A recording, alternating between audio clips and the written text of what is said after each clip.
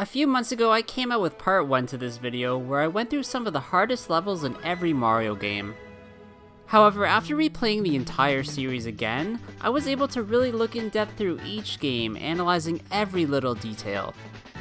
That led me to realizing that I needed to make this video as there are so many great hard levels that I left out, as well as mini games in this series that deserve to be included, so I want to give some love to a few Paper Mario and Mario RPG titles.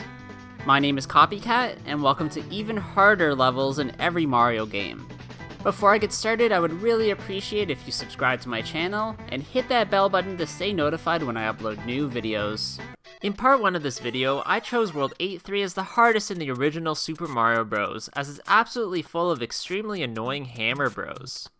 You guys in the comments, however, suggested that World 7-1 is potentially much harder, as it not only includes those pesky bros, but also some strategically placed turtle cannons. Yes, that's the official name of these things, which shoot bullet bills towards you.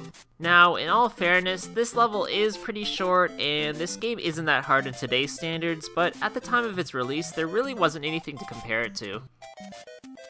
Super Mario Bros. 2 actually has a very similar level that's equal in difficulty to the one I picked in the original video, and that's World 6-2. This level has very little to no platforms that you can traverse on, and instead you have to use the flying albatross enemies, riding them towards the end of the stage. I was going to pick the final level of the game, World 7-2 as the hardest, but I went against it as it actually includes 2 boss fights, so I thought it would be a bit unfair. For Super Mario Bros. 3, I had originally picked the World 8 airship level as the hardest in the game, as I remember having loads of trouble when I was younger platforming across the large gaps, avoiding the cannonball barrage while also dodging the annoying rocky wrenches. However, after recently playing through each and every level again, I found another one that's definitely worth being in this video. This is World 7-7, which is very interesting as it's lined completely with munchers where the only way to cross is by using a star power-up. Now this is tricky and it can be really easy to miss a star along your path, which will definitely result in you losing a life at least a few times. To be honest, there are several special zone levels that I could pick from in Super Mario World, but if I had to pick one other than Tubular to put in this video, then I'd have to for sure go with Outrageous. This level is littered with enemies like Wigglers, Bullet Bills, Jumping Piranha Plants, Fire Snakes, and the very tough to pass Amazing Flying Hammer Bro. Halfway through the level there's a tall orange pipe that you can only pass if you carry the spring or strategically jump off the Bullet Bill. I guess you could say this level is really outrageous? Yeah, okay, that's just lame. It's just a little bit hard. Even though Super Mario World 2, Yoshi's Island isn't technically a main game in the series as it features Yoshi as the titular character, many of you wanted me to include it, so I'll give it a pass for now as it's a classic. Now, picking the hardest level in this game is easy for me, as I always remember that the World 5 extra level, Kamek's Revenge, is the hardest. This very out-of-place level features some very tough platforming aspects in its first parts, with the green glove baseball boy enemies throwing an endless amount of eggs in your direction. The second part transforms you into Ski Yoshi, where you need to dodge rocks and jump across gaps until you reach the final part of the level. Here you have to transform into Helicopter Yoshi, once again dodging the eggs from the green gloves until you make it to the end of the stage. Oh yeah, I totally forgot to mention that the entire time Kamek is trying to attack you and knock Baby Mario off your back, which totally does make sense as the level is called Kamek's Revenge. Another game that you guys in the comments have been begging me to add to my videos is Super Mario RPG, Legend of the Seven Stars.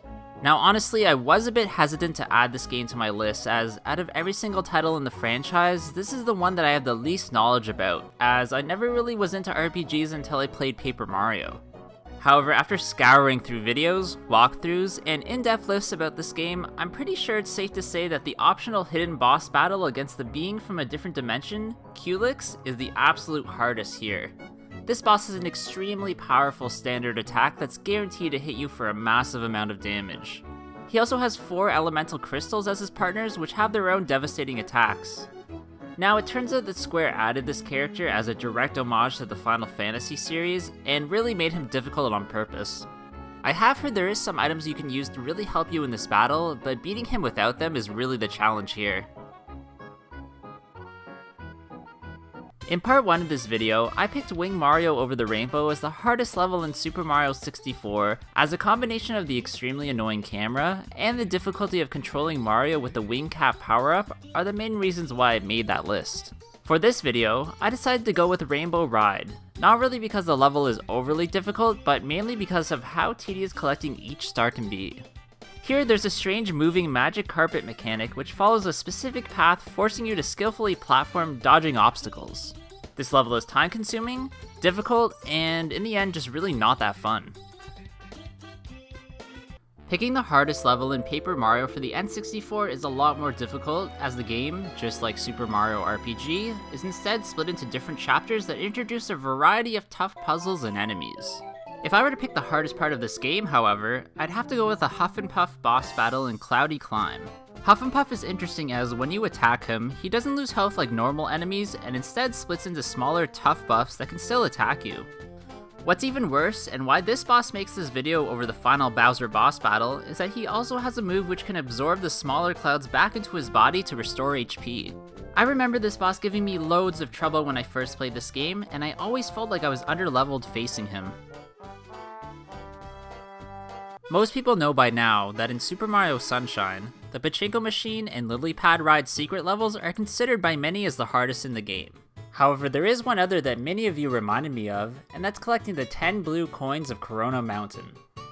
This is actually really hard, as the entire level is a river of lava where you have to use a combination of platforming with the flood and using a boat to traverse. It's not easy at all to steer the boat, as it never goes where you're expecting, and if you miss a coin at all, you'll either have to back out of the level or die and restart, which is actually easier. For New Super Mario Bros. DS, I had originally picked the World 8 Tower 2 because of the precise platforming that's involved, but after playing through the game again, I would also have to say that World 8-8 gave me loads of trouble. If you've watched my video on the toughest enemies in every Mario game, then you'll know it's because there's volcanic debris raining down on you that's extremely hard to avoid, and will definitely result in several lives lost. Now, in all honesty, I haven't played Paper Mario: The Thousand Year Door since the time of its original release on the GameCube, but from what I remember and from what many fans said online, it's pretty safe to say that the Shadow Queen is the hardest to face in the game. At first, this boss presents herself as the possessed Princess Peach, but once you do a little bit of damage, she turns extremely scary.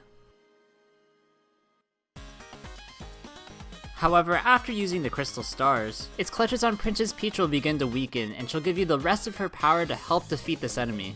The Shadow Queen herself has several hard-hitting attacks that will inflict tons of damage, and can cast status effects on you, so using Vivian's Veil move is a must in protecting Mario.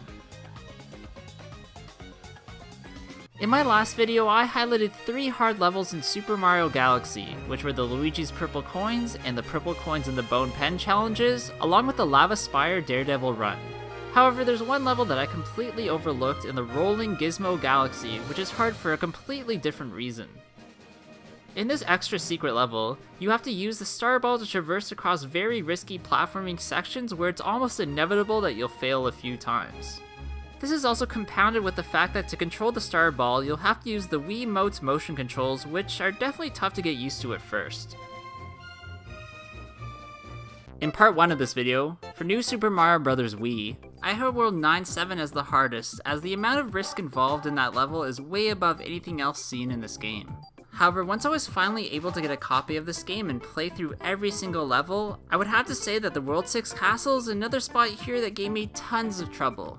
In this castle, there's a series of seesaw platforms that dip dangerously into the lava below, and on top of that, spike balls drop from the top of the screen, making your life that much harder.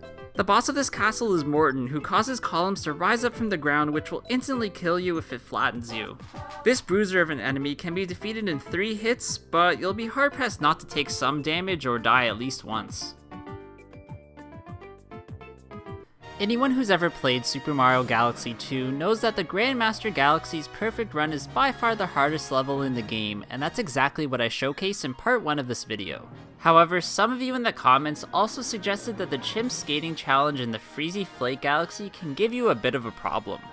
Here you're on a 30-second timer where you have to skate into the gummits that pop out of the ground, which give you points where getting a total of 500 will gain you the Power Star. The twist here is that there are spike ones that can pop out from time to time, causing you to slow considerably down if they are touched. This, coupled with the fact that you're skating in this challenge, makes it really hard, but at least you don't lose a life if you fail. If I had to pick a hard level in Super Mario 3D Land, other than S8 Crown I mean, I would have to say that the World 8 Final Bowser Castle is the hardest. Now, I'm not necessarily talking about the boss fight portion, as that's relatively simple, but more about the moving platform section part where you have to dodge an array of fireballs and fire bars while trying to stay out of the lava below you. I do remember during my first playthrough that this is basically the only level in the game that gave me trouble and left me frustrated. If you've been following my channel over the past several months, then you'll know that I don't really think New Super Mario Bros. 2 is hard at all, and is probably my least favorite game in the series. But if I did have to pick a hard level, however, that isn't from one of the DLC packs, then that would definitely be the Star World Castle. In this strange final stage, you have to platform above the lava while avoiding the blast from the Koopas in the clown car, which will turn Mario into stone if you aren't blocked by a wall. To make things even harder, you have to traverse on a snake block, avoiding the moving grinders along your path. Now, don't get me wrong, I sort of hate on this game as a bit of a meme. It just isn't as hard as what I'd like from a Mario game after playing for almost 30 years.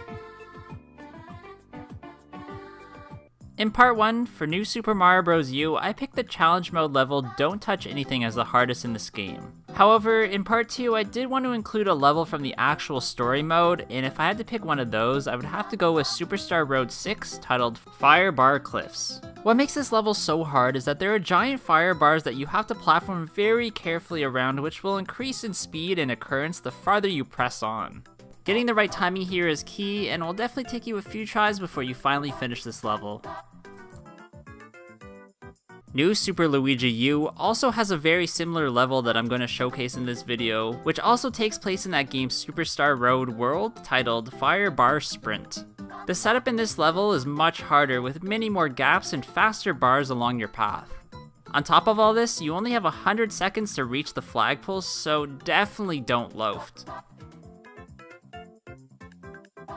Other than Champions Road, of course. I think the hardest level in Super Mario 3D World is the Mystery House Marathon. Now, this absolutely insane level contains a whopping 30 green stars, where you only have 10 seconds in each room to gather them. Now, at first, this doesn't seem like too hard of a task, but as you progress further and further, it will start to get harder and harder, where you'll realize that you can't make any mistakes at all. If you do, you have to go right back to the beginning and do it all over again, which is just a pain. On top of all that, the world that this level's in only unlocks once you gain every single stamp, every star, and reach every gold flag in the game, which will take you a very long time, trust me, I know. Of course, anyone would pick a Long Journey's End as the hardest level in Super Mario Odyssey, but the battle against the Broodals on Rabbit Ridge on the dark side of the moon is also very tough. In this challenge, you have to beat each individual member of the Broodals one by one until you finally reach the Mecha Broodal. Of course, without dying, or else you'll get teleported back to the base of the tower, forcing you to try all over again.